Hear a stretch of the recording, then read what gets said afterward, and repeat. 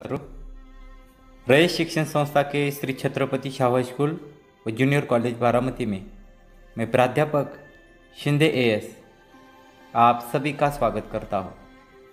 कक्षा 12वीं विषय हिंदी योग भारती का हमने 10वां पाठ जिसका नाम है ओजोन विघटन का संकट और लेखक है डॉक्टर कृष्ण कुमार मिश्र।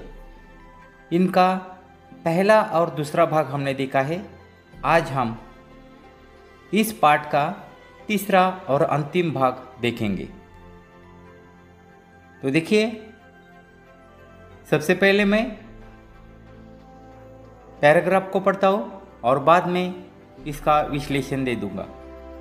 देखिए, ध्रुव के ऊपर ओजोन के विघटन और ओजोन आवरण में छिद्र पाए जाने की सूचना मिली है, जो बेहद चिंतनीय है। ओजोन संकट पर विचार करने के लिए दुनिया के अनेक देशों की पहली बैठक 1985 में वियना में हुई। बाद में सितंबर 1927 में कनाडा के शहर मॉन्ट्रियल में बैठक हुई, जिसमें दुनिया के 48 देशों ने भाग लिया था। इस बैठक में जिस मसौदे को अंतिम रूप दिया उसे मॉन्ट्रियल प्रोटोकॉल कहते हैं।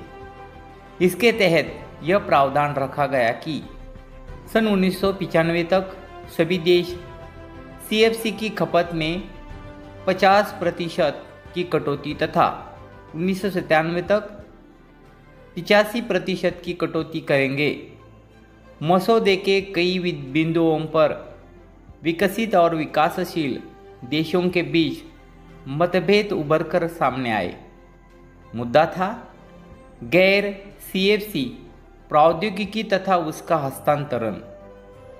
विकासशील देश चाहते थे कि इस पर आने वाला खर्च धनी देश वहन करे, क्योंकि ओजोन विघटन के लिए वे ही जिम्मेदार है। सन 1990 के ताज़ा आंकड़ों के अनुसार पूरी दुनिया में सीएफसी की खपत 12 लाख टन तक पहुंच गई थी, जिसकी 30% हिस्सेदारी अकेले अमेरिका की ही थी। भारत का प्रतिशत मात्र 0.6 था। भारत की तुलना में अमेरिका की सीएफसी की खपत 50% गुना ज़्यादा थी।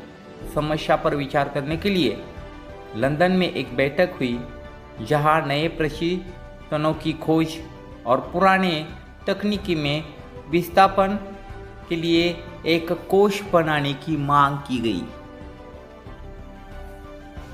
तो इस पैराग्राफ में डॉक्टर कृष्ण कुमार मिश्र जी कहते हैं कि जो हमारे देशों ने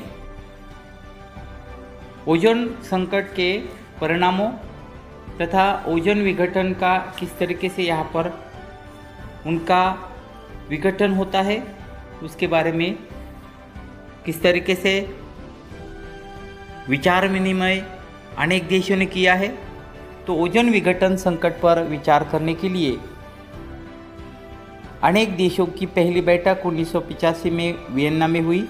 बाद में सितंबर 1987 में कनाडा के मॉन्ट्रियल शहर में बैठक हुई, जिसमें दुनिया के 48 देशों ने भाग लिया था।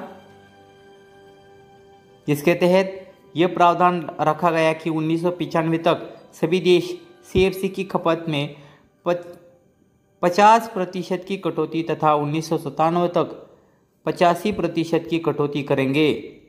सन 2010 तक सभी देश सीएफसी का इस्तेमाल एकदम बंद कर देंगे। इस दौरान विकसित देश नए प्रशीतों की खोज में विकासशील देशों की आर्थिक मदद करेंगे। अब इस पैराग्राफ में लेखक ने जो ओजोन विघटन का संकट है, इस पर विचार विनिमय करने के लिए अनेक देशों का एकत्रित आना और उनमें बैठक होने के बाद जो यहाँ पर उन्होंने विचार विनिमय के लिए जो प्रावधान रखा है उसमें किस तरीके से ओजोन का संकट जो है हम कम कर सकते हैं या उससे बचाव कर सकते हैं, इसके बारे में यहाँ पर बातचीत हो गई है। यहाँ विकासशील देशों के दबाव के चलते विकसित देशों को कई रियायतें देनी पड़ी। इसके अंतर्गत नई तकनीकों के हस्तांतरण में मदद के साथ साथ सीएफसी के विकल्प की खोज में दूसरे देशों को धन मुहैया कराना मुख्य है। समझौते के तहत यह व्यवस्था है कि सन 2010 तक विकासशील देश सीएफसी का इस्तेमाल एकदम बंद कर देंगे। इस दौरान विकसित देश नए प्रेषितों की खोज में विकासशील देशों की आर्थिक मदद करेंगे। तो यहाँ पर लेखक कहते हैं कि सन 2010 तक सभी देश सीएफसी का इस्तेमाल एकदम बंद कर देंगे। इस दौरान विकसित देश नए प्रेषितों की खोज में विकासशील देशों की आर्थिक मदद भी करेंगे। स्थिति की गंभीरता को देखते हुए दुनिया के सभी देशों ने इस बारे में विचार करके समुचित कदम उठाने शुरू कर दिए। ग्रीन हाउस के प्रभाव के कारण आज धरती का तापमान निरंतर बढ़ रहा है। इसमें ओजोन विघटन की भी अहम भूमिका है। पराबैंगनी किरणें जब धरती तक आती है तो स्थलमंडल में मौजूद वस्तुओं द्वारा अवशोषित कर ली जाती है। ये वस्तुएं पराबैंगनी अवशोषण के बाद अवरक्त विकिरण उत्सर्जित करती है।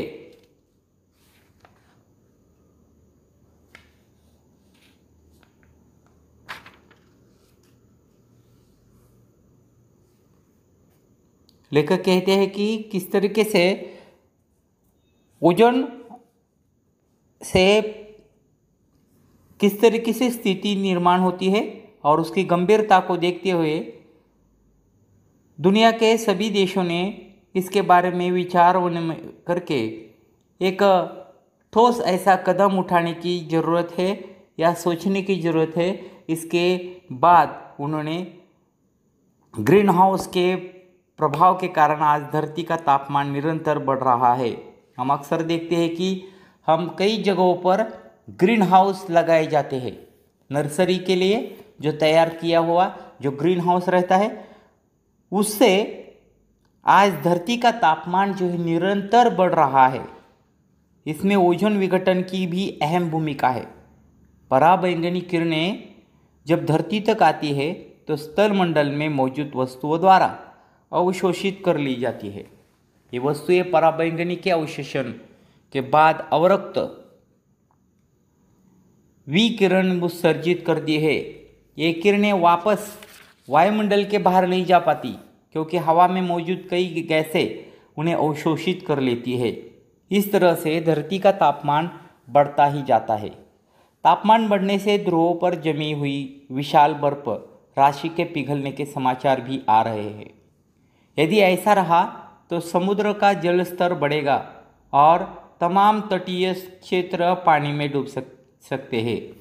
लेखक का कहना है कि इस तरीके से ओजोन का अगर संकट बढ़ता जाएगा या ओजोन में यहाँ पर इस तरीके से धरती का जो तापमान है यह अधिक से अधिक यहाँ पर बढ़ सकता है। और यदि धरती का तापमान बढ़ेगा तो यहाँ पर तापमान बढ़ने से ध्रुवों पर जमी हुई विशाल बर्फ राशि के पिघलने के समाचार भी आ रहे हैं।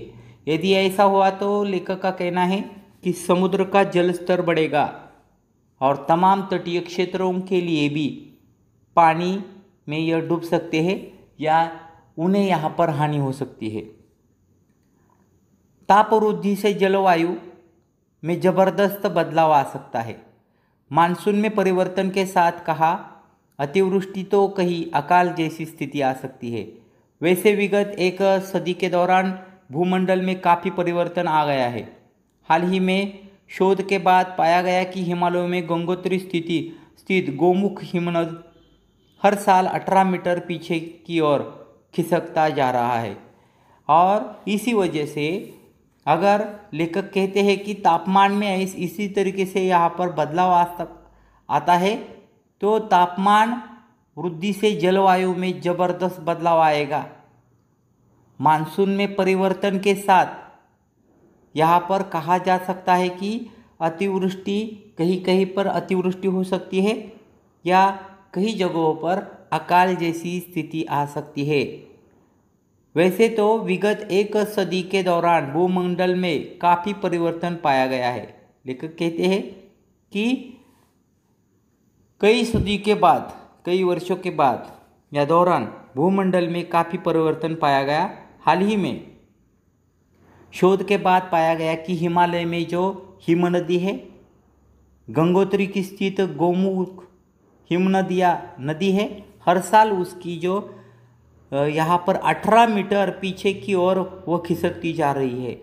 अगर यही हाल रहा तो संभव है कि 21वीं सदी के प्रथमार्ध तक यह हिमनद तथा साथ ही हिमालय के दूसरे हिमनद भी गलकर समाप्त हो जाएंगे। यह यहाँ पर बड़ा सा परिणाम हमारे धरती के ऊपर हो जाएगा, ऐसा लेखक का कहना है।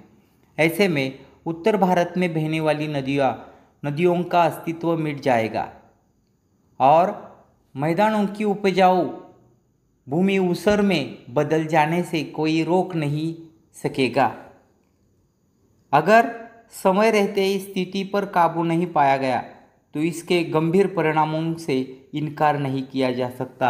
ओजोन विघटन के व्यापक दुष्प्रभाव के चलते इंसानी सभ्यता संकटापन्न है, अतः ज़रूरत है कि फौरन इससे निपटने के लिए समग्र कदम उठाए जाए, अन्यथा कल तक तो शायद बहुत देर हो जाएगी।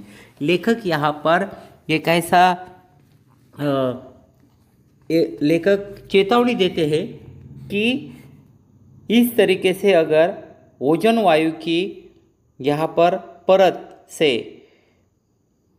विघटन अगर हो सकता है तो उसके दुष्प्रभाव से चलते कई संकट हमारे सामने यहाँ पर आ सकते हैं। और उसने जो हिमालय में जो गंगोत्री स्थित गोमुख जो नदी है, उसमें हर साल 18 मीटर वो हर साल खिसकती जाती है, ऐसा लेखक का कहना है। और साथ ही साथ लेखक कहते हैं कि 21वीं सदी के प्रथमार्ध तक यह हिमनद तथा इसके साथ जुड़ी हुई अन्य नदियाँ, हिमालय के दूसरे नदियाँ भी गलकर समाप्त हो जाएगी। ये चेतावनी यहाँ पर लेखक देते हैं। ऐसे में उत्तर भारत में बहने वाली अनेक नदियों का अस्तित्व भी मिट जाएगा और मैदानों की उपजाऊ भूमि पर ऊसर में बदल आ जाने से कोई रोक नहीं सकेगा। ऊसर इसका अर्थ है बंजर या अनुपजाऊ जमीन। अगर समय रहते स्थिति पर काबू नहीं पाया गया तो इसके गंभीर परिणामों से इनकार नहीं किया जा सकता। लेखक कहते हैं कि अगर इसे यहाँ पर रोक नहीं सकेगा या अगर समय पर इस पर काबू नहीं किया गया तो इसके गंभीर परिणाम हमारे धरती पर हो सकते हैं। ओजोन विघटन के व्यापक दुष्प्रभाव के चलते इंसानी सभ्यता संकटापन्न है, अतः ज़रूरत है कि फौरन इससे निपटने के लिए समग्र कदम उठाए जाए, ठोस कदम उठाने की यहाँ पर ज़रूरत है, अन्यथा कल तक तो शायद बहुत देर हो जाएगी। लेखक कहते हैं कि अगर हमने सही समय पर यहाँ पर अगर कदम नहीं उठाए तो गंभीर परिणाम यहाँ पर हो सकते हैं और शायद बहुत देर हो जाएगी, ऐसा लेखक का कहना है। लोक विज्ञान समकालीन रचनाएं संग्रह से यह लेख लिया गया है। अब इस पाठ में आए हुए नए शब्दार्थ देखिए। रियायत इसका अर्थ है छूट, हिमनद इसका अर्थ है बर्फ की नदी, ऊसर इसका अर्थ है बंजर जमीन, संकटापन्न इसका अर्थ है संकट से घिरी। यहाँ पर इस ओजोन विघटन का संकट, इस पाठ का तीसरा भाग समाप्त होता है। इसके बाद मैं आपको इस पाठ पर जो पूछे गए महत्वपूर्ण जो स्वाध्याय है ये आपको दे दूंगा। धन्यवाद।